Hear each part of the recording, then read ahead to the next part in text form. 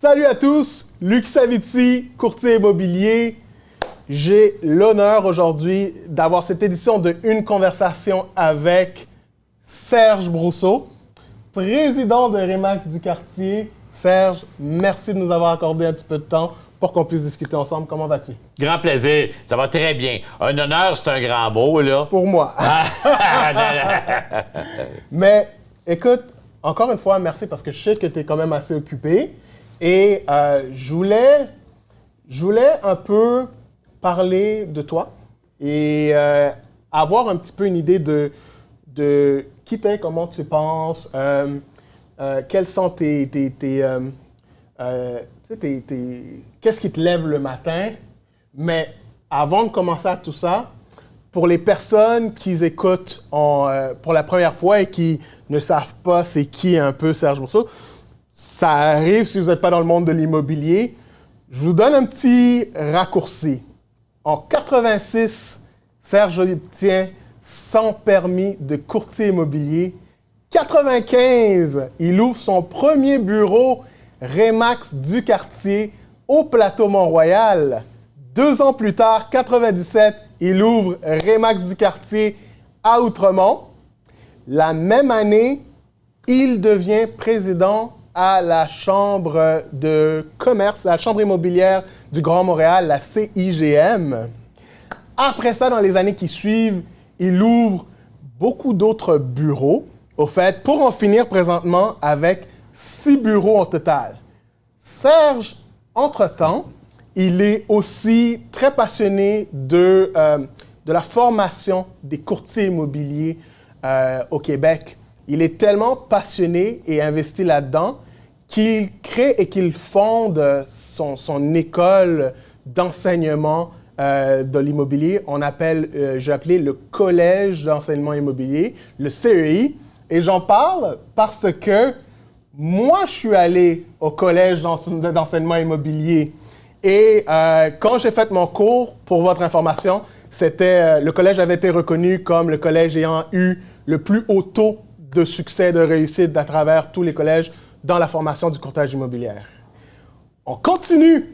Serge n'a pas juste fait ça, il a aussi un cabinet en consultation, donc où ils offrent des ateliers de formation, du coaching, il est conférencier. Et là, j'ai l'impression que je viens de parler de 10 personnes, mais c'est une seule personne. T'as vraiment fait tes devoirs, hein? T'es vraiment bon. Je pense que j'aurais pas pu me décrire mieux que ça. Il faut faire nos devoirs quand on est avec une personne qui a autant de vécu. Ma question pour toi, où est-ce que tu trouves l'énergie pour faire tout ça? Ben, je te dirais que même avant, il y a juste une petite chose que tu as oubliée. Dis-moi. J'ai été président du conseil d'administration de l'organisme d'autoréglementation du courtage immobilier pendant 12 ans. OK, oui. Fait que j'ai jumelé ça à mes affaires parce que j'ai toujours trouvé qu'un professionnel, peu importe dans quelle branche il peut être, se doit d'être le meilleur, dans les meilleures compétences pour être sûr que les gens tirent un avantage dans le fait de travailler avec un professionnel, tant dans l'immobilier que dans n'importe quelle autre branche, mais je pense que c'est important de faire ce que les gens nous demandent puis de bien le faire. Oui. Et là, en rajoutant ton rôle en tant que président à l'OAC que tu avais eu, elle vient d'où cette énergie-là? Moi, je suis essoufflé à juste raconter tout ça. Oui, mais ça a l'air pire que c'est, je pense. Tu sais, il faut se lever le matin avec un plan. Ouais. Je dis toujours que les gens, on décide d'être heureux, hein? Ouais. On se lève le matin et on décide que ça va être une bonne journée. J'ai un oreiller chez moi où c'est écrit « Today is going to be a great day ». Et je le regarde à tous les jours. Puis il y a des matins où on se lève moins en forme. J'ai plus 20 ans, donc je suis en forme, mais ça me demande un peu plus de temps pour me lever maintenant, le matin et tout ça. Sauf que je veux que ça soit une bonne journée, puis il faut faire un pas en avant. Ouais. Moi, je veux m'assurer qu'en me levant le matin, je garantis que le dernier pas que je vais faire de ma journée aura été un pas vers le positivisme, puis j'ai avancé. J'ai avancé dans ma carrière, mais j'ai surtout fait avancer ou améliorer ce qui est autour de moi. Je dis toujours, c'est important dans ma vie de faire en sorte que j'aide les gens à s'améliorer, à être au meilleur de soi, mais j'aime aussi organiser mon entourage pour que ce soit meilleur, que ce soit plus beau. Je fais attention à ma maison, je fais attention à ma voiture, je fais attention à mes amis, je fais attention aux amitiés que j'ai, je fais attention à ma famille.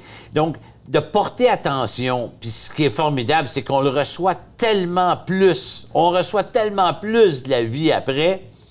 Donc, une des choses importantes, puis pour répondre à la question, c'est que je pense que plus on donne, plus on reçoit. Plus on donne, plus on reçoit. T'en as donné beaucoup. Dans ta carrière, t'en as reçu beaucoup, je crois. Dans le monde de l'immobilier, t'en as vu pas mal. Et ma question pour toi ici, une des questions que j'avais à te demander, c'est selon toi, le courtage immobilier d'hier et le courtage immobilier d'aujourd'hui, c'est quoi la différence entre les deux? Je suis convaincu que tu ne croiras pas à ma réponse. C'est pareil. Eh non. C'est pareil. Exactement. Écoute, la seule différence, c'est pareil. Nos outils sont différents. Nos outils de communication sont différents. C'est sûr, lorsque j'ai commencé en 86, on travaillait avec le journal. OK? Puis c'est tout. Finalement. Puis on avait ce qu'aujourd'hui on appelle centriste, donc lorsque les gens vont voir les propriétés, on avait, nous, on l'appelait Edgar. Mais on n'avait même pas l'adresse des propriétés. Donc les gens devaient nous appeler pour savoir où est-ce qu'elle est, cette fameuse maison-là. C'est quand même pas rien. Il n'y avait même pas de photos des propriétés. Fait que c'était quand même très particulier. Aujourd'hui, la communication est tellement diversifiée. Sauf que ça nous demande encore plus de connaissances au niveau de communication. D'utiliser les Instagram de ce monde, les Facebook de ce monde, les TikTok. En tout cas, tout ce qu'on peut utiliser demande beaucoup aussi d'énergie, demande d'être partout. Et c'est pas tout le monde qui connaît très bien à qui on doit s'adresser et quels médias on doit prendre pour faire justement en sorte de répondre aux exigences de nos affaires. Dans le temps, un produit, on disait, j'ai toujours dit, un produit plus vu a plus de chances d'être mieux vendu. C'était comme ça et c'est encore comme ça. Donc, mais sauf qu'on l'annonce à des places différentes. Mais le courtier immobilier, parce qu'on parle du courtage immobilier davantage, a toujours besoin d'un être humain. La vente de propriété, c'est avant tout émotif. On travaille avec l'émotion des gens, le désir des gens. C'est pas juste de l'investissement, mais c'est un lieu de vie, une qualité de vie. Et il n'y a pas une machine qui peut mesurer ça. Donc, ça prend de l'écoute. Ça prend beaucoup d'écoute. Ça prend après ça, oui, de la mise en marché de propriété, mais beaucoup d'empathie, de comprendre les gens, à savoir c'est quoi leur plus grand désir, comment ils voient les choses. Il faut se mettre à la place. Puis, on fait partie pendant un certain temps, lorsqu'on travaille avec des acheteurs, on fait partie de leur vie. Les gens veulent sentir qu'ils sont uniques. Et j'ai compris ça parce que dernièrement, j'ai travaillé avec des acheteurs en leur posant des questions, puis avec des vendeurs, puis ils veulent se sentir uniques. Ils aimeraient savoir que tu es son seul client, que tu vois tout ce qui se passe, que tu travailles vraiment pour lui. Le travail qu'on a à faire, nous sommes des guides. Oui, les gens peuvent acheter tout seuls, peuvent vendre tout seuls, c'est sûr. Mais à quel prix, à quelles conditions, avec quelle sûreté, avec quelle transparence? Puis c'est important.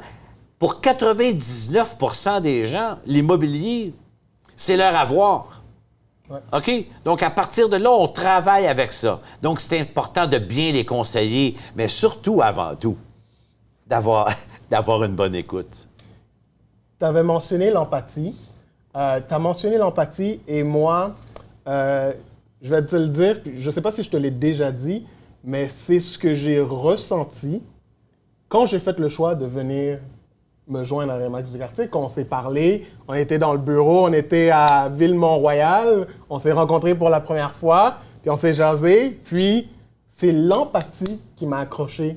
C'est ça qui m'a dit, OK, cette personne-là, c'est une personne que pour qui je veux travailler, avec qui je veux travailler, une personne avec qui je veux m'allier. Et je pense que c'est une des valeurs que tu véhicules le plus à tous tes courtiers. Autant les courtiers qui sont là depuis longtemps que les courtiers qui arrivent aujourd'hui. Parlant des courtiers qui arrivent aujourd'hui, avec 6 bureaux, t'en as pas mal des courtiers. Puis je les vois passer, là, il y a toujours des nouveaux courtiers qui s'ajustent. Donc je pense que je prends pas de risque en disant que tu dois être très au courant de la réalité du marché aujourd'hui et des obstacles que les courtiers ont à travailler avec aujourd'hui. Et c'est quoi, selon toi, les obstacles du courtier aujourd'hui qui commencent? Ça ressemble à quoi? C'est une belle question.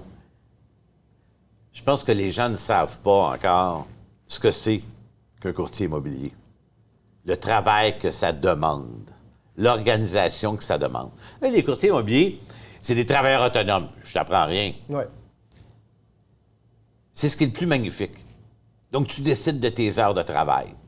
Tu décides de ton revenu. Tu décides de tes dépenses, mais tu décides aussi de tes revenus en fonction de toutes tes capacités.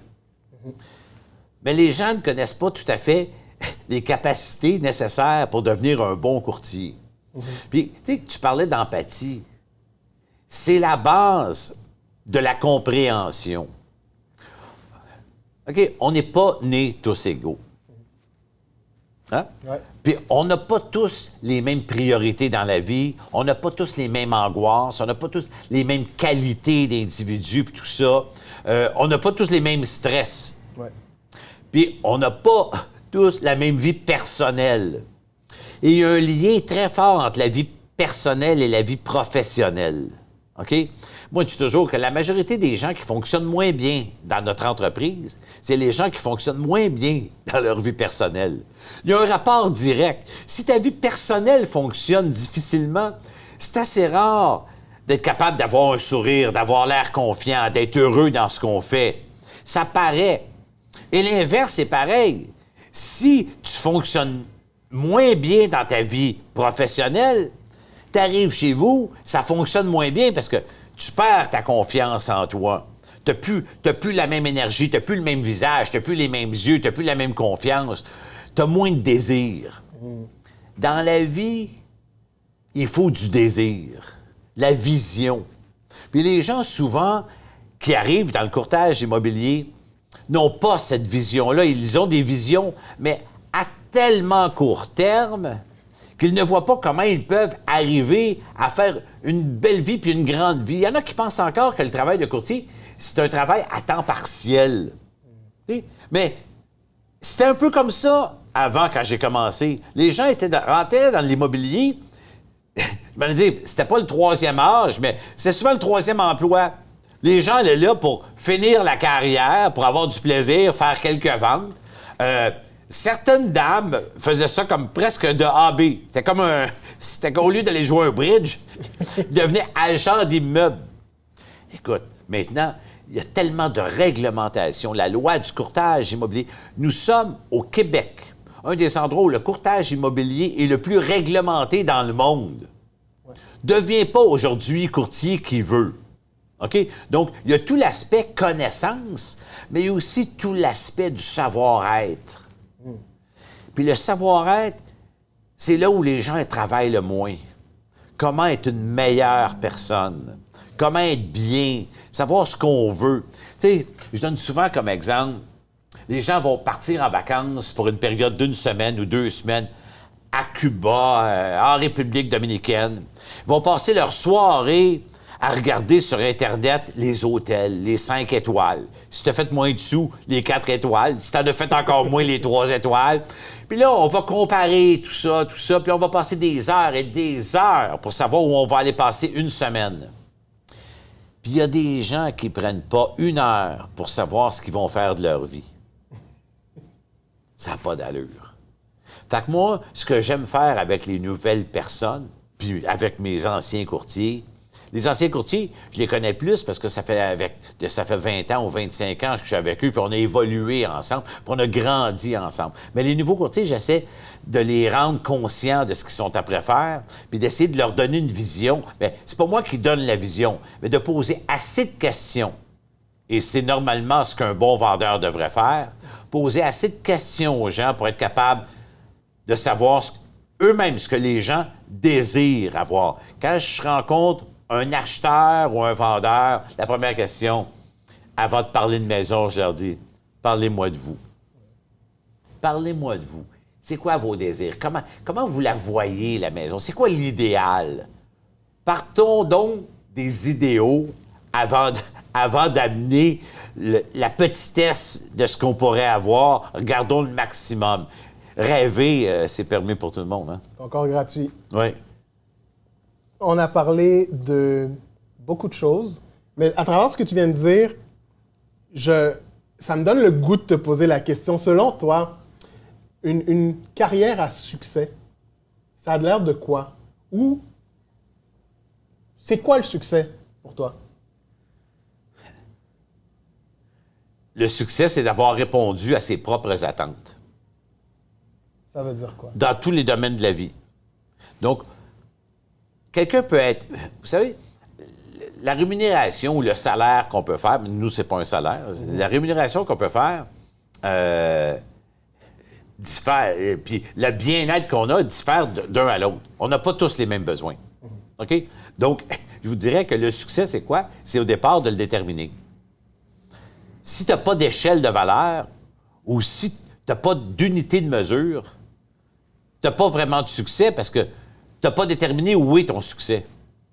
Tu comprends? Ouais. Je dis souvent aux gens, je donne souvent des exemples, par exemple, au sport olympique, un saut en hauteur. Quelqu'un pourrait sauter en saut en hauteur 6 pieds, 7 pouces. Mais tu sais que s'il saute 6 pieds, 7 pouces et un quart, il vient de battre un record du monde. S'il n'y avait pas eu de barre, il n'aurait jamais su que c'est le meilleur sauteur au monde. Et ça change ta vie. Les gens n'ont pas toujours une barre, n'ont pas toujours une échelle de mesure. Donc, à savoir ce qu'on veut faire, puis se donner des objectifs précis. Hey, le résultat vient de quelque chose. La pensée, l'exécution et le résultat. Et tout vient de la pensée. Si tu penses que tu ne seras pas capable de réaliser quelque chose, c'est exactement ce qui va arriver. Yeah. Donc, la pensée, on dit toujours, c'est pour moi qui ai inventé ça, la pensée crée, mais la pensée au départ est certainement le premier élément au succès. Mais avoir une pensée positive. Oui. Ouais. Parlons de pensée positive. La semaine passée, on a eu notre réunion générale à Remax du quartier. Il y a eu une conférence de Georges Bardagy, tu nous as parlé. Il y a eu la remise des trophées pour les personnes qui ont atteint un certain niveau. Et j'étais dans ma table avec des courtiers autour, puis on regardait les chiffres, puis tout ça, puis on voyait que ça montait, puis telle personne a atteint tel nombre, puis telle personne... Puis à un certain moment, ça devient à couper le souffle un peu, là, parce que aïe, ça monte, ça monte, ça monte. Et là, les courtiers qu'on est là, on se posait la question, qu'est-ce qu'il doit faire pour se rendre là? Qu'est-ce qu'il fait pour se rendre là? Je te pose la question directement. Comment un courtier fait pour augmenter son chiffre d'affaires? Tant que moi, la réponse est simple, c'est okay, un pas devant l'autre. Ce qu'on fait aujourd'hui détermine le succès de demain. OK? Puis il faut y croire. Je donne souvent un message à savoir que tu ne peux pas récolter ce que tu n'as pas semé. Le travail d'un courtier immobilier, entre autres, c'est de rencontrer le maximum de personnes possibles pour voir qui a un intérêt à tirer avantage de ta profession ou de tes compétences. Donc, c'est un domaine où il faut rencontrer du monde, puis en rencontrer. Nous sommes dans un... La seule chose qu'on fait, nous, c'est communiquer. C'est un travail de communication. Mais combien de gens lisent sur la communication? On peut improviser de temps en temps, mais la communication, c'est un art. Mais vraiment un art. D'être capable de parler aux gens. Puis aussi d'avoir confiance dans ce qu'on fait puis dans ce qu'on est. Moi, je suis convaincu d'une chose. Un courtier immobilier dans une transaction immobilière, c'est indispensable. C'est indispensable et je suis convaincu de ça. et je peux le vendre à n'importe qui. Donc, si tu es courtier et tu n'es pas sûr de ta valeur, bien, continue à travailler puis va chercher davantage de connaissances. Tu sais, il y a un lien que j'ai toujours fait. La connaissance amène la compétence et la compétence amène la confiance. La confiance, c'est pas donné par le bon Dieu puis c'est pas donné par le ciel. C'est donné par l'augmentation des connaissances que tu as. Fait que augmente ta connaissance. Sois sûr du travail que tu fais. Aie un plan d'action pour réaliser ce que tu veux et mesure-toi. Et mesure-toi. Mais mesure-toi pas en fonction d'un collègue de travail parce qu'il y a peut-être d'autres priorités où vous n'êtes pas sur la même échelle, ou l'autre, ça fait 10 ans, 15 ans qu'il fait ça. Il y a une renommée. Naturellement, je dis aux gens, si tu n'es pas connu, c'est comme un produit. Si tu n'es pas connu, tu ne peux pas être acheté. Si demain matin, la propriété en vente, les gens décident de vendre, puis ils ne te connaissent pas, tu ne peux pas faire partie de leur choix. Donc, il y a un travail de communication énorme à faire, de visibilité. Tant qu'à moi, la première chose, c'est la visibilité. Plus on est visible, plus on a du potentiel d'être acquis par quelqu'un, d'être choisi par quelqu'un. Après cette visibilité-là, c'est la compétence que tu as. Tu comprends? Ouais. Donc, mais l'échange, je dis toujours, les gens achètent les gens avant d'acheter leurs produits. OK? Donc, si on se rend compte, c'est parce que tu m'as vu. Ouais. Si on se parle, je dis toujours, ça prend 4 secondes à un individu pour savoir s'il t'aime. Le cerveau, c'est fort, hein? Fait qu'en fonction de ta tête, de tes préjugés, ce que tu as vécu dans ta vie, écoute, ça marche, depuis 4 secondes, tu dis, OK, je sens qu'il y a un bon fitting.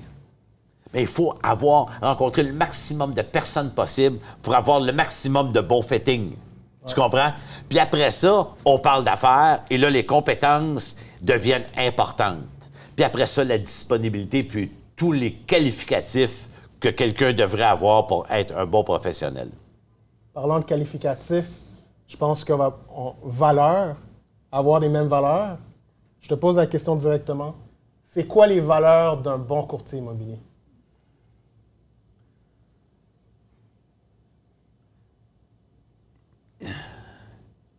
L'éthique, l'intégrité, l'écoute. L'éthique dans le sens de connaître son métier, l'intégrité, de faire les représentations adéquates en fonction des besoins tant des acheteurs que des vendeurs, puis l'écoute pour être sûr qu'on répond bien aux exigences des gens. C'est 3 choses qui, à mon avis, sont indissociables. Éthique, intégrité, écoute. Tu as été sélectionné pour faire partie. On ajoute un autre chapeau à tout ce que Serge y fait. Tu as été sélectionné dans le conseil d'administration de l'Association professionnelle des courtiers immobiliers du Québec. Félicitations. Merci, j'ai été élu. Élu, voilà, élu. C'est presque pareil. Comment tu le vois, ça? C'est un immense défi. C'est un immense défi. Il y a beaucoup de choses à faire. J'ai quand même 3 objectifs. Le premier, augmenter la confiance des gens face au courtage immobilier. Le courtage immobilier est un domaine très vu par les gens, très publicisé et intéresse tout le monde. Donc, lorsqu'il y a une problématique dans le courtage immobilier, ça se sait rapidement. OK? Et lorsqu'il y a une mauvaise critique, ça se sait encore plus rapidement. De toute façon, les nouvelles, on devrait appeler ça les mauvaises nouvelles, parce que c'est assez rare qu'on écoute les nouvelles et que ce soit des bonnes nouvelles. Mais tu sais, il s'est fait, l'année dernière, 100 000 transactions par les courtiers. Quelques-unes seulement ont échappé à de l'éthique professionnelle, ce qui est malheureux. Mais il n'y a pas une profession où il n'y a pas un échappatoire quelque part. dans n'importe quelle profession et on est sujet malheureusement à ça. Mais tu sais quoi? Quand on vend une propriété, il y a tous les papiers qui vont avec les propriétés, les certificats de localisation, les actes de vente, etc., les propriétés, l'architecture, la toiture, la plomberie, le sol. On peut faire des erreurs dans 1000 et une étapes du courtage immobilier, dans toutes les rédactions de formulaires. On est sujet à l'erreur, c'est sûr. Mais nos courtiers sont formés pour ça maintenant. Ils ont des permis émis par un organisme d'autoréglementation qui est soumis à la loi du courtage immobilier. Donc, c'est très rare que ça arrive, mais malheureusement, c'est très médiatisé. OK? Donc, mon premier point, c'est rétablir la confiance des consommateurs face au courtage immobilier, comme quoi un courtier est indispensable dans une transaction. 2, faire valoir au gouvernement certaines problématiques réglementaires qui ne viennent pas aider le public à l'acquisition d'une propriété ou à la vente. OK? Donc, informer davantage les gens, les hauts fonctionnaires ou les ministres. Le courtage immobilier, ce n'est pas juste des règlements. C'est une façon de vivre, mais c'est aussi du commerce. OK? Donc, oui, on se doit de savoir la loi, mais il y a toute l'émotion, il y a la négociation dans une transaction. Donc, il y a, à mon avis, un manque de connaissance de ce que c'est vraiment le courtage pour les décideurs en fonction de la réglementation du courtage immobilier. Et troisièmement, améliorer encore davantage la gouvernance de l'association des courtiers pour s'assurer que nous aussi, on a une responsabilité à avoir entre professionnels. On a une responsabilité à savoir que notre travail doit être bien fait, de dénoncer les mauvaises pratiques, mais aussi de se tenir ensemble pour dire on veut que cette profession-là soit digne, puis on y travaille aussi. Et c'est pas juste à l'organisme, à l'autorité de gérer les bons praticiens, mais c'est à nous aussi de se prendre en charge et de bien collaborer et d'être un bon collaborateur envers les autres courtiers. Parce qu'on a 3 obligations, hein? De respecter notre courtage, de respecter nos collaborateurs, OK? De respecter la loi. Puis ça, c'est notre responsabilité à toi et à moi. Merci énormément pour ton temps, Serge. Je voudrais t'avoir pour 1 heure, mais on est tous occupés, on a des rendez-vous. Ah, puis j'aurais pu te parler pendant 1 heure. C'est facile pour moi. Voilà. Donc, merci encore. Et puis, si vous avez des questions, vous voulez en savoir plus sur Serge, n'hésitez pas. Remax du quartier, allez sur le site Internet, venez dans un des 6 bureaux qui est ici. On a Laval, Mercier, Hochelaga, Maisonneuve, Plateau-Mont-Royal, on a Outremont, Ville-Mont-Royal. on en a pas mal. Donc, Serge, si vous voulez le trouver, vous allez le trouver. Ceci étant dit, merci encore une fois. Merci infiniment. Merci. Voilà. Merci.